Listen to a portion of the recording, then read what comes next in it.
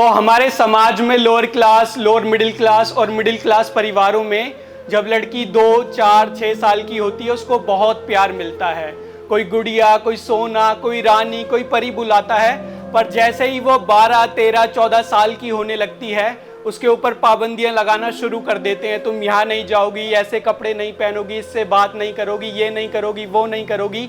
तो उसको समझ नहीं आता पहले घर वाले इतना प्यार करते थे, अब इतनी रोक टोक पाबंदियां क्यों लगाते हैं। तो जब उसके साथ ये सब होता है वो क्या महसूस करती है 12, 13, 14 साल की लड़की, उसकी सोच लिखी है मैंने और इस पोएट्री का नाम रखा है 12 साल की लड़की।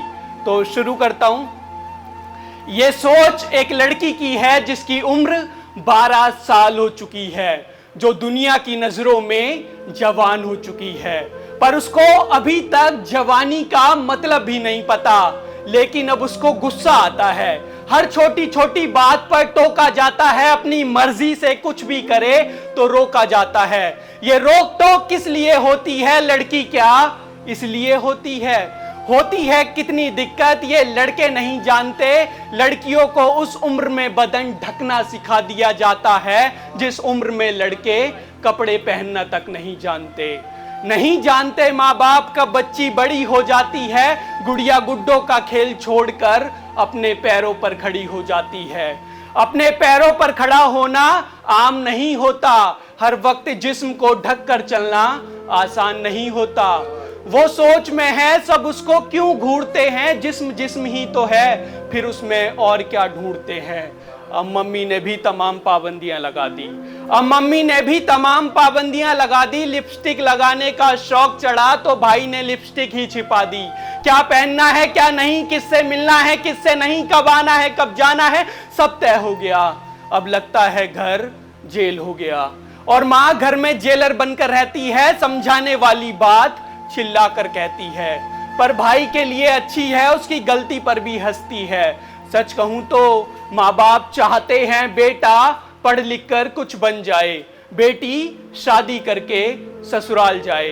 तभी भाई के लिए पढ़ाई लिखाई की बात करते हैं, मेरी पढ़ाई से ज्यादा दहेज कैसे देंगे उसकी चिंता करते हैं। और मेरी पढ़ाई लिखाई कराना तो घर वालों की मजबूरी है, क्योंकि लड़की शादी के लिए पढ़ी लिखी होना जरूरी है। जरूरी तो लड़कों के शौक पूरे करना भी होता है। हम लड़कियों के शौक के लिए माँ बाप के पास पैसा कहाँ होता है, तभी घर में बर्थडे बस भाई का बनाया जाता है, अपने पर पेस्टी से काम चलाया जाता है भाई जहाँ उसका मन हो घूमने के लिए, अपने लिए बस छत है घूमने के लिए।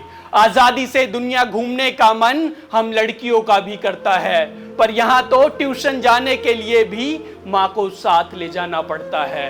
ये कहो कि माँ ट्यूशन अकेली चली जाऊंगी तो माँ को लगता है मैं किसी लड़के के साथ चली जाऊंगी। ज्यादा बोलो तो बातूनी, कम बोलो तो गूंगी कहते हैं, बेटियां पराए घर की होती हैं, सब ये क्यों कहते हैं। मम्मी बोलती हैं कि लड़के अच्छे